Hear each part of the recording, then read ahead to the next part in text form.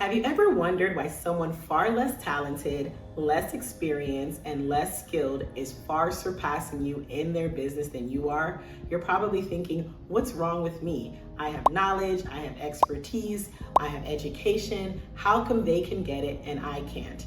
I'm here to tell you that it's not the issue of you being talented, it might be the issue of your mindset. You see, everything starts in the mind. Today, we are going to dive into part one of my three-part entrepreneurial mindset shift series. In part one, we are going to talk about the battlefield of your mind. Everything starts in your mind.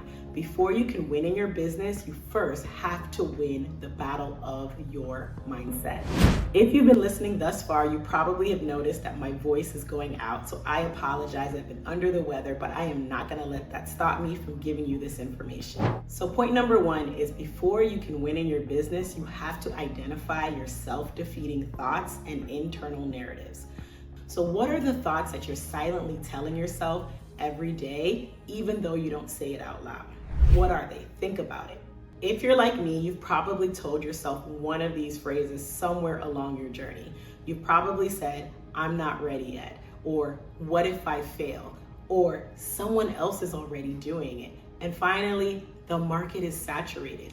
I know I've told myself this several times throughout the journey, and it's only delayed my progress. It's only stopped me from going where I really need to go. So if that's you, I want to encourage you to take thought of your thoughts.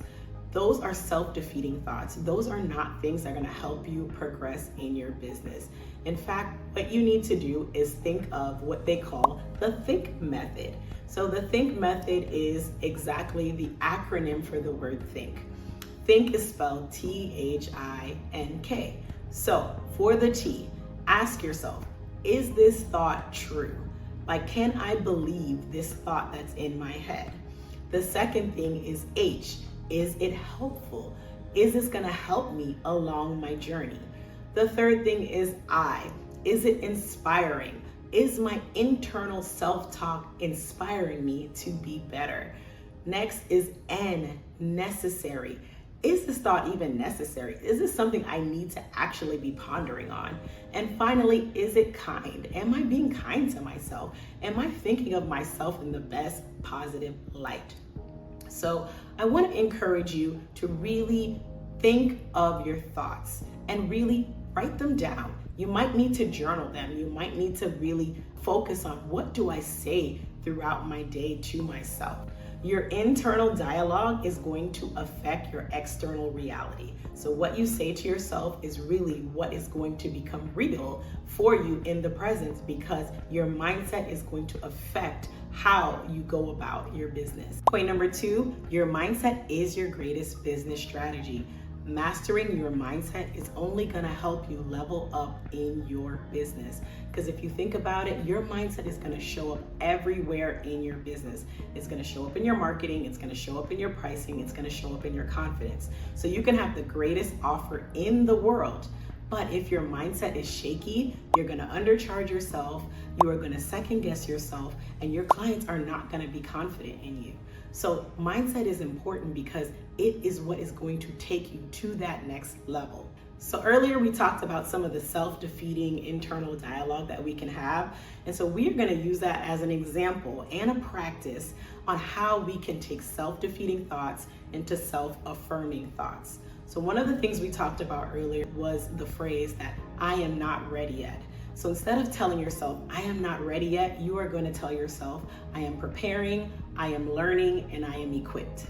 And one of the phrases we also talked about earlier was, what if I fail? One of the things we can change that into is, what if I succeed? I mean, I think even Whitney Houston said that. If I fail, if I succeed, they can't take away my dignity. Okay, anyway, focus. So those are two examples. We also talked about earlier the phrase, someone else is already doing it.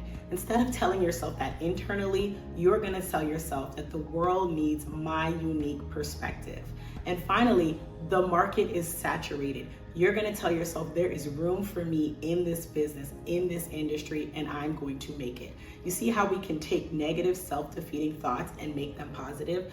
The more that we tell ourselves, the more that we meditate on is what we are going to believe. So start believing the best for yourself and for your business. Start believing that you can thrive, that you have a purpose, and that you have a position in this world. Listen, if you've gotten this far into the video and you find that this information is valuable, I want you to go ahead and hit the subscribe button so that you can be ready for part 2 and part 3 of this series. So our final point number 3, is that your mindset is what is going to separate you from being average to being great.